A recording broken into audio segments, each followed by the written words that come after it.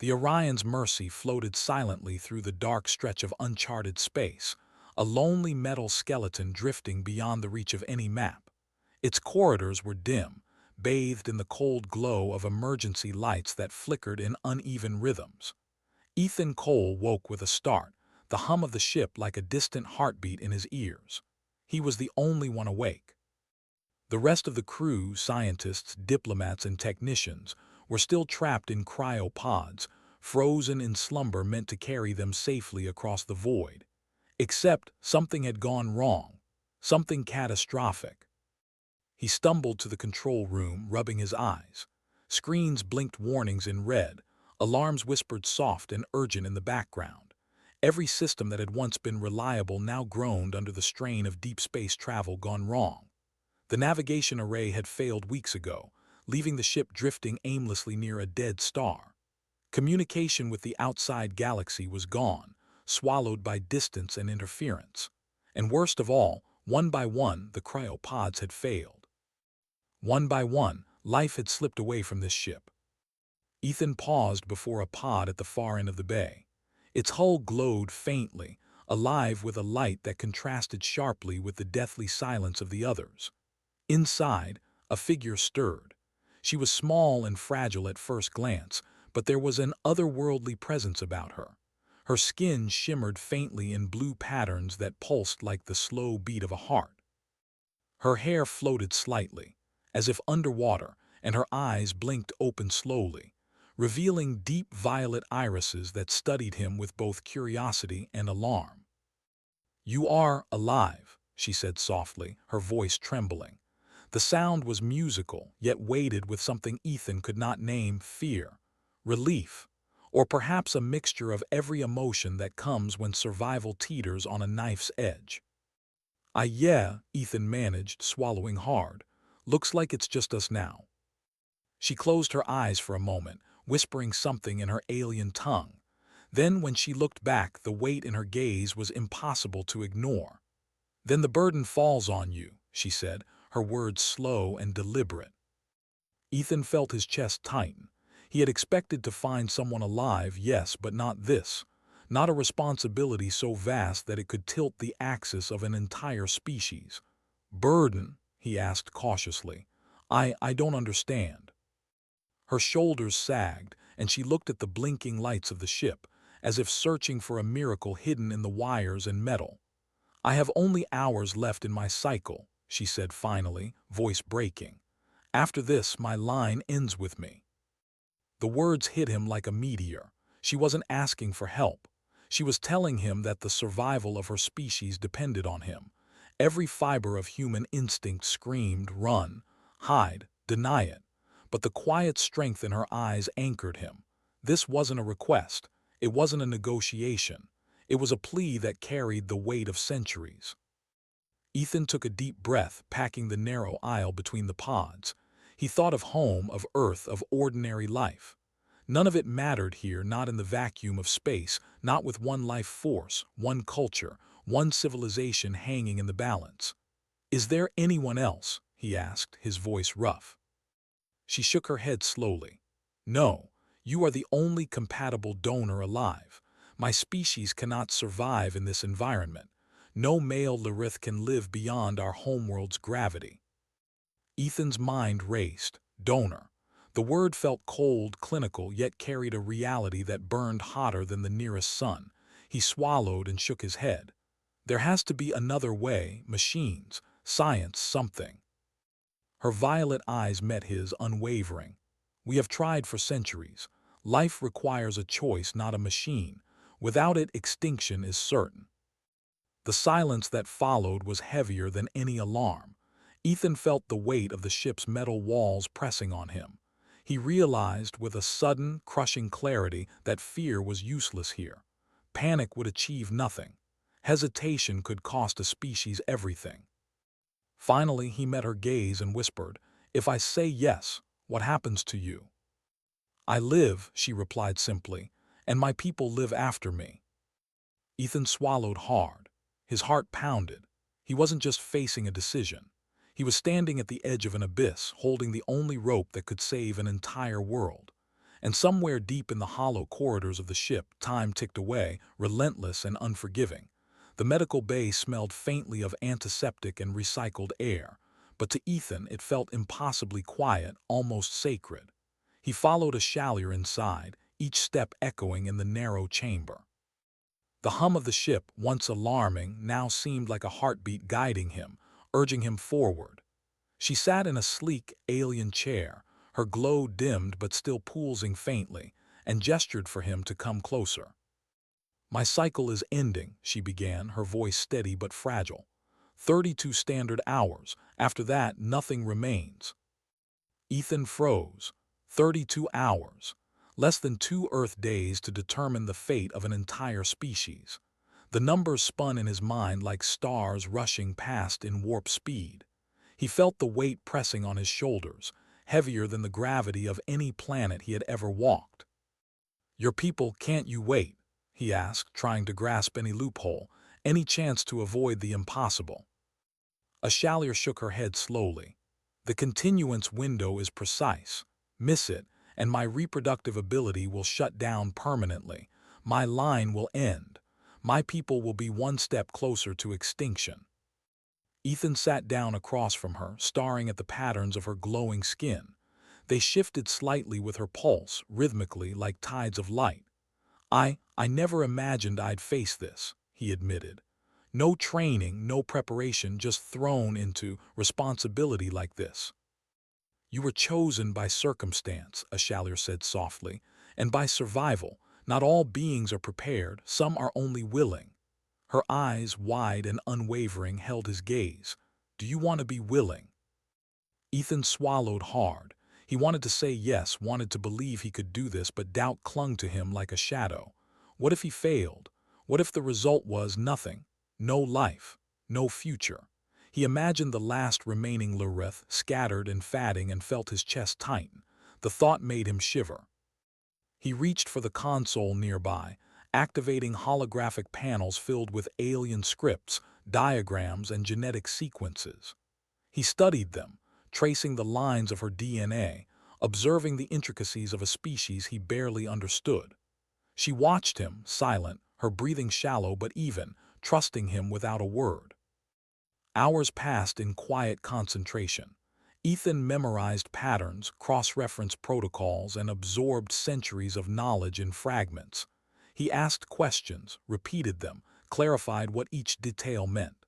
With each answer, he began to feel a strange connection, not of familiarity but of responsibility. He was no longer just a human, he was a bridge. "Why do you care so much?" a Shallier asked finally, a hint of vulnerability in her voice. "Because if I do this without understanding, if I act blindly, I'll regret it forever," he admitted. His hands shook slightly as he gestured toward her and the glowing holograms. "I can't let fear decide for you or for them." A Shallier's lips curved faintly into a smile. It was the first time Ethan had seen her relax even a little. "Few humans think this way," she said. "You are different." The ship shuddered as a minor system failure triggered an alarm. Ethan jumped but calmed quickly. "Power levels are dropping faster than expected," he noted.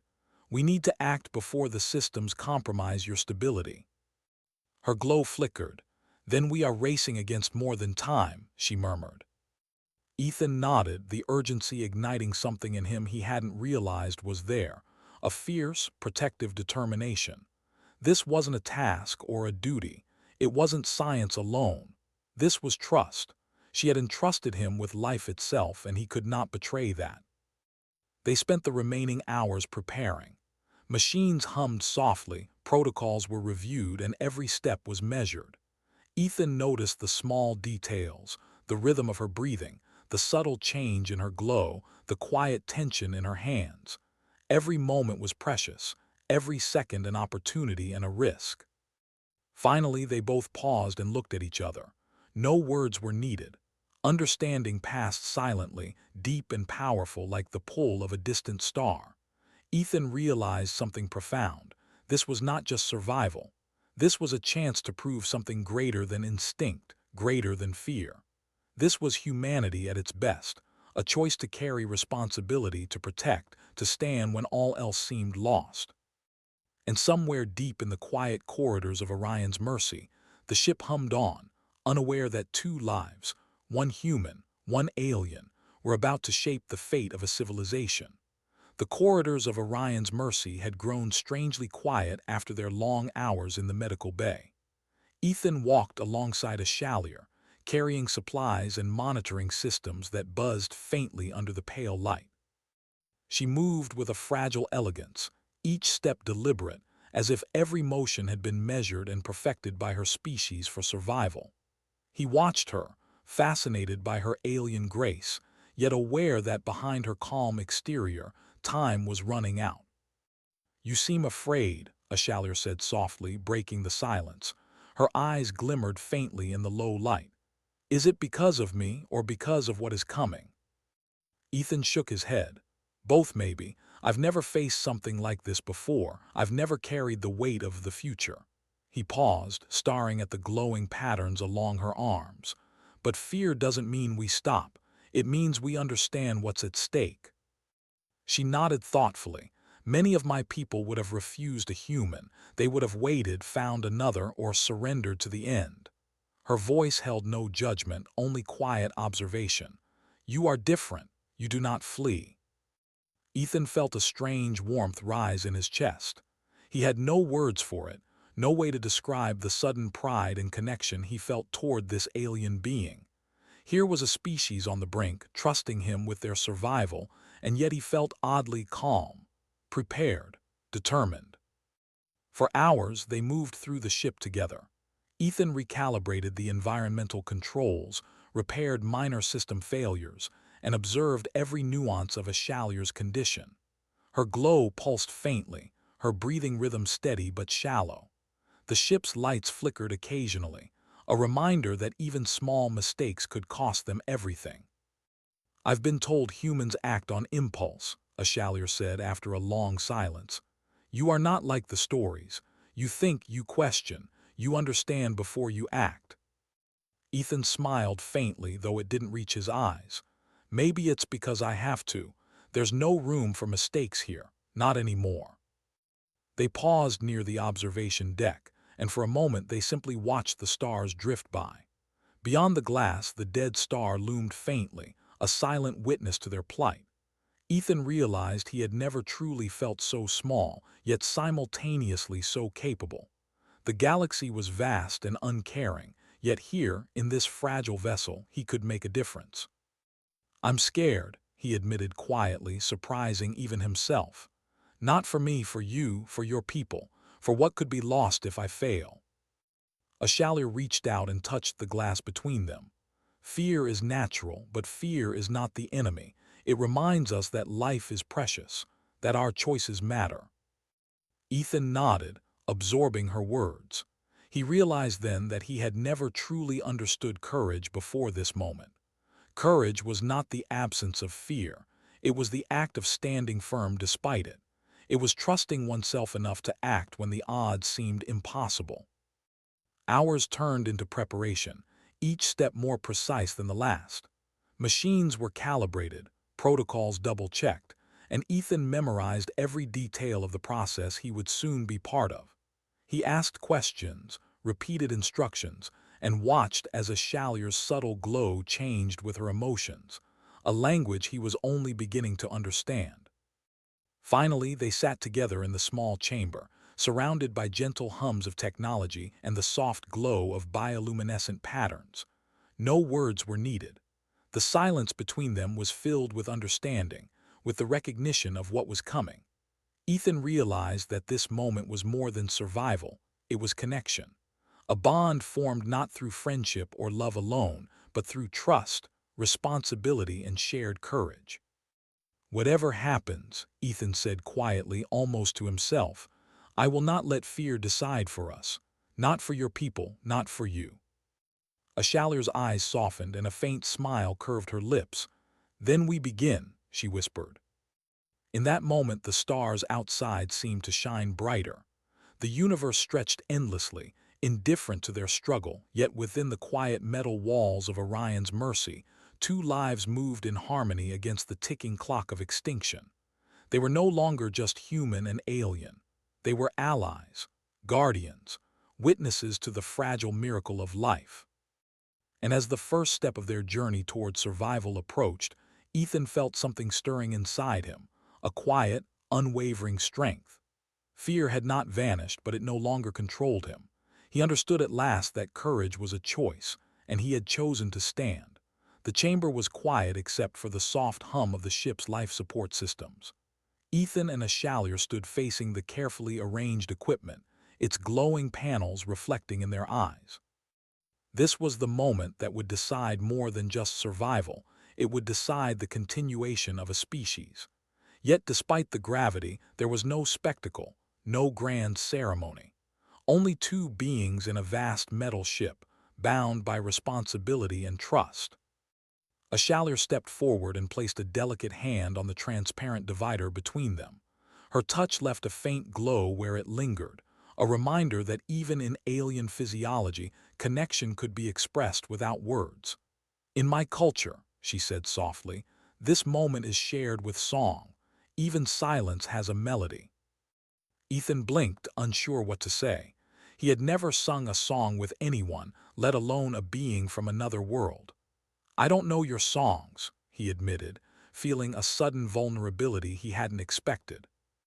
"That is acceptable," she replied gently. "Intent carries the melody."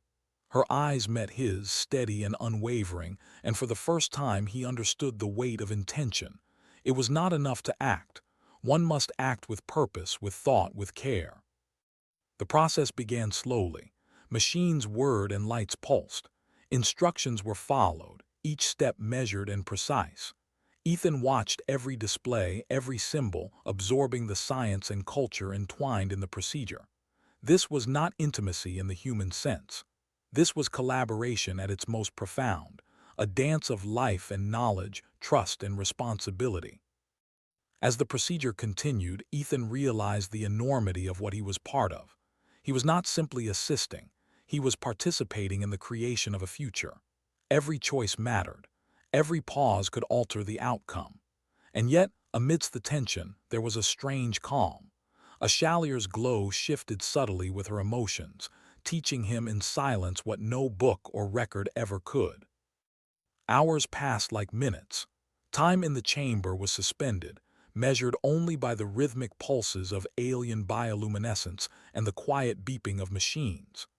Ethan found himself focusing entirely on her, on the life he was helping to create, and on the responsibility that had been placed in his hands.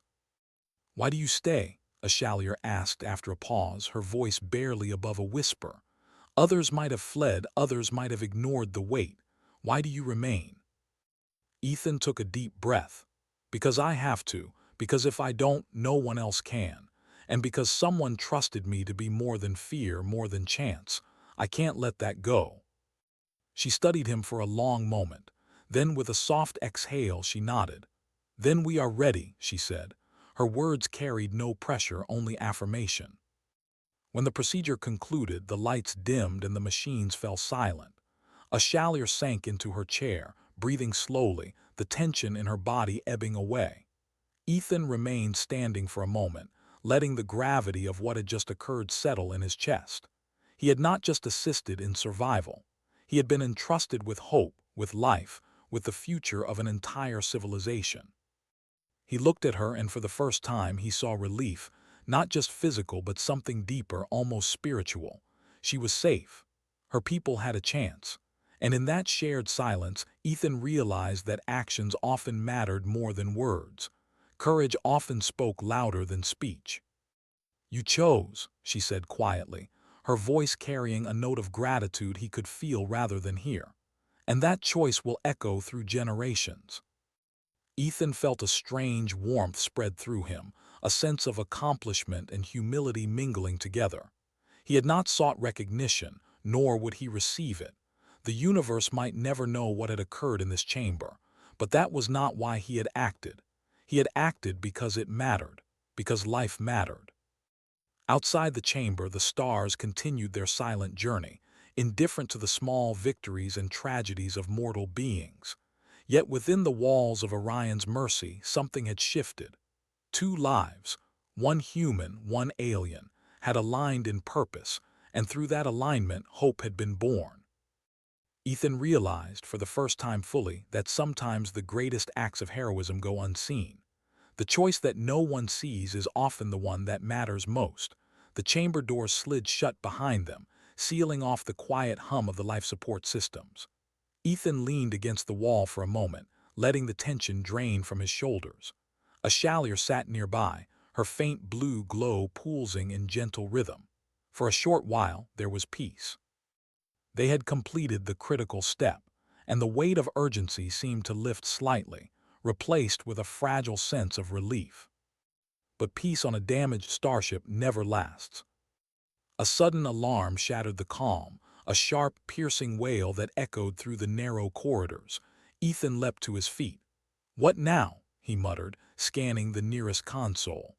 The power readouts were dropping at an alarming rate. Systems critical to life support and navigation were failing.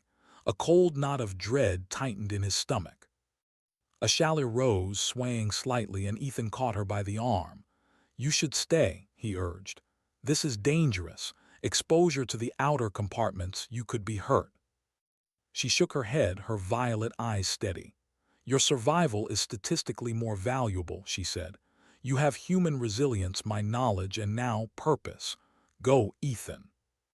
He felt a surge of frustration and fear. He could not imagine leaving her alone, yet the calculations were clear. If the ship's power core failed completely, both of them would be lost. He swallowed hard, bracing himself, and entered the narrow crawlspace that led to the damaged reactor. The space was tight and unforgiving. Sparks hissed from exposed wires and the temperature climbed unnervingly. Ethan moved carefully, muscles tensed, every motion deliberate. Every panel he touched could mean survival or disaster. The ship groaned as if protesting his interference, metal creaking under stress that he could not fully see. Hours passed in near darkness, broken only by the harsh glow of his portable light. Ethan's hands were raw, his breath shallow, yet he kept going. His mind replayed a Shallier's words, "Fear is not the enemy." He repeated them silently to himself, letting determination replace panic. One wrong move could end everything, but one right move could save a species. Back in the med bay, a Shallier monitored the ship's systems, her body pulsing faintly with strain. Though weakened, she remained composed.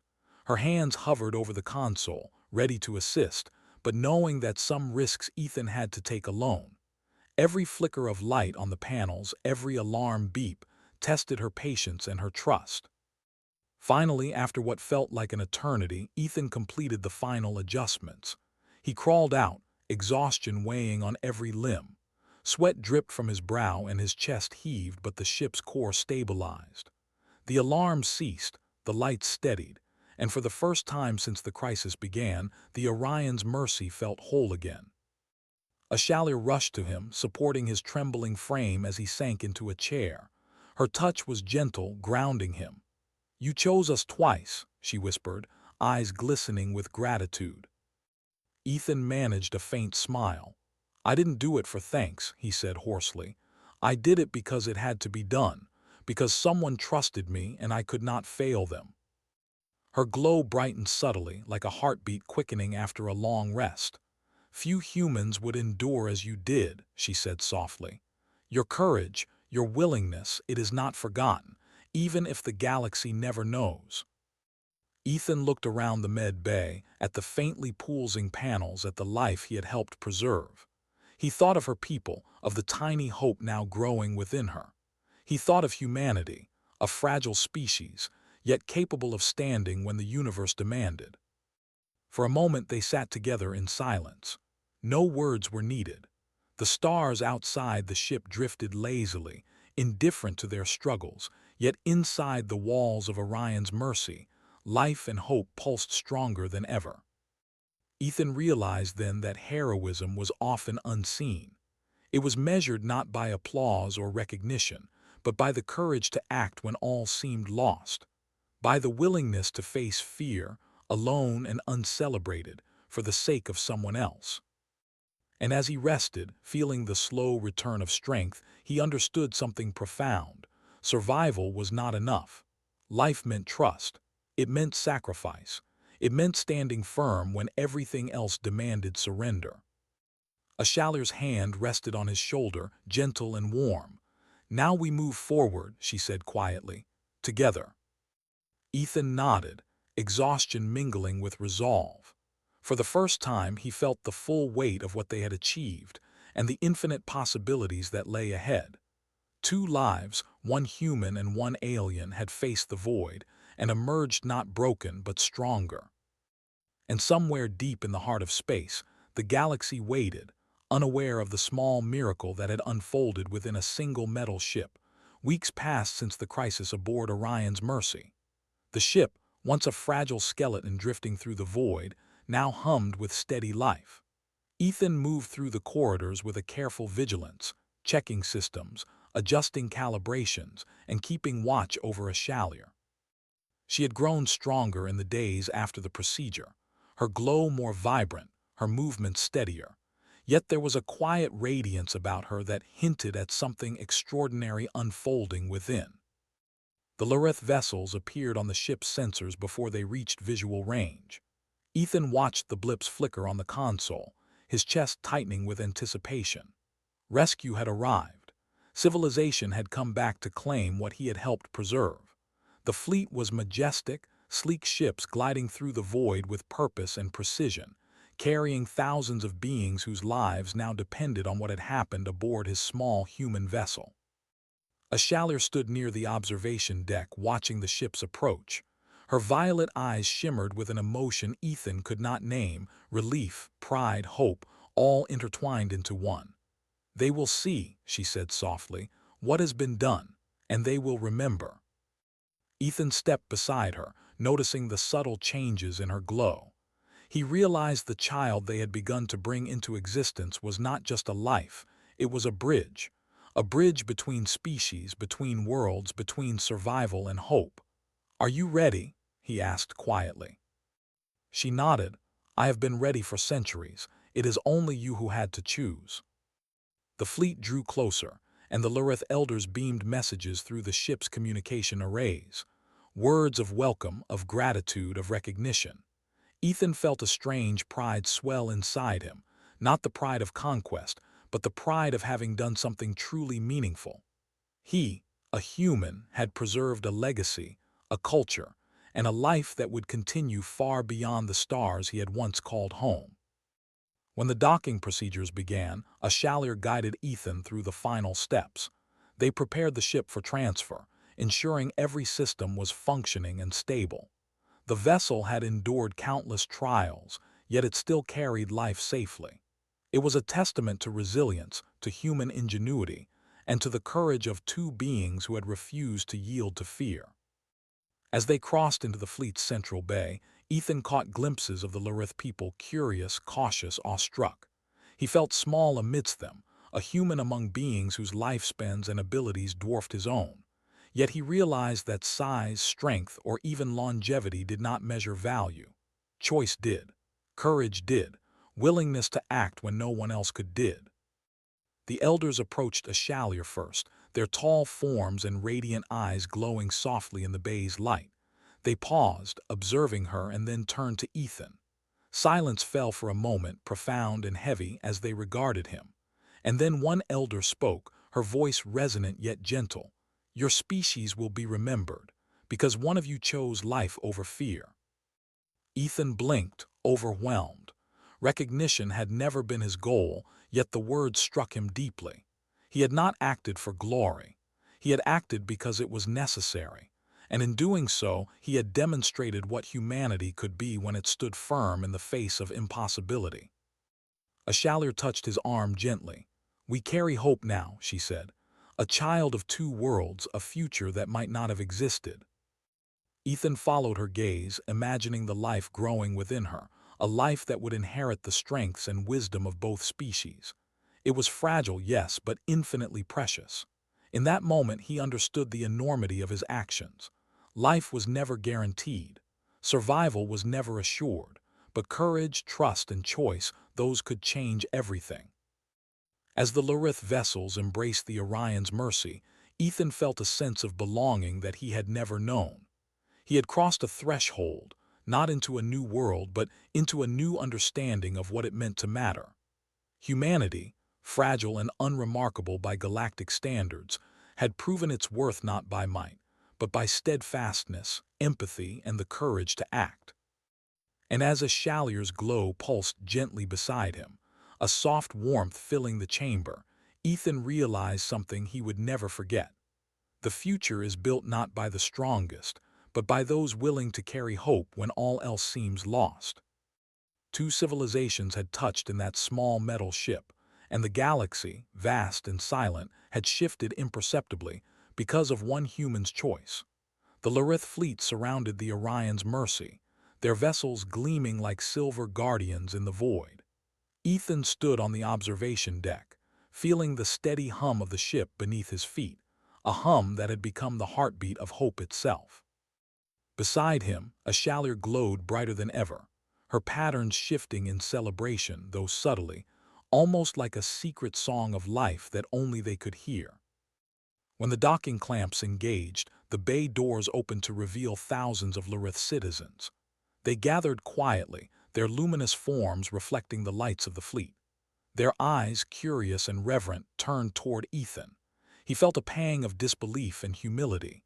He was just a human, short-lived, fragile, and unremarkable in the galaxy's eyes. And yet, here they were, looking at him not as an outsider, but as a savior. A Shallier stepped forward, her hand brushing lightly against Ethan's arm. "They see what you did," she whispered. "You gave them a future." Ethan shook his head. "I didn't do it for recognition," he said softly. "I did it because someone had to act, because you trusted me, and because life matters more than fear." The Lurith elders approached, tall and imposing, yet their voices were gentle. They looked first at a Shallier, then at Ethan. "This human," one elder said, "has acted when many would have turned away. His courage is proof that strength is not measured in might, but in resolve. Humanity will be remembered because one of you stood when others could not."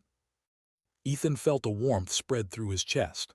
Not pride, not satisfaction, but a quiet, profound understanding of what it meant to matter. Humanity, fragile and young compared to the galaxy's giants, had left its mark, not through power but through choice, through courage, through the simple yet extraordinary act of saying, "I will stand." A Shallier's glow brightened further as she placed a hand on her belly, now faintly rounded with the life growing within her. "A child of two worlds," she said softly, "a bridge between species, a hope for the future. You gave this gift." Ethan looked at her, at the life that would carry the legacy of both their peoples, and he understood fully the meaning of responsibility. It was heavier than he could have imagined. Yet in that weight, he also found meaning. The stars outside seemed to shimmer in quiet approval, the universe witnessing a miracle it did not fully comprehend. The Lurith citizens bowed in unison, their collective respect undeniable. No words could fully capture their gratitude, but their presence spoke volumes. Ethan had proven that humans were capable of extraordinary acts, that even a single life, when willing to act with courage and empathy, could change the course of history. For the first time in weeks, Ethan allowed himself to breathe freely. The fear that had gripped him since the crash, the fear of failure, of responsibility, of the unknown, was still there, but it no longer controlled him. Courage, he realized, was not the absence of fear, but the strength to move forward despite it. A Shallier turned to him, her violet eyes soft and warm. "You chose to stand when no one else could," she said. "And because of that choice, two civilizations have a future." Ethan smiled faintly, feeling the hum of the ship beneath him and the quiet pulse of life within her. "I didn't do it alone," he said. "We did this together." Outside, the stars stretched endlessly, indifferent to the struggles of small beings in fragile vessels. Yet in that moment, humanity had proven itself, not through domination or conquest, but through trust, sacrifice, and the courage to act.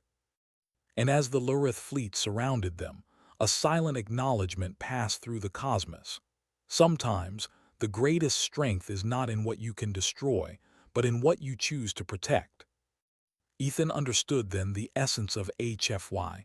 Humans were not the strongest. They were not immortal, but they were willing to stand, to act, to hope, and to carry the weight of life itself when no one else could.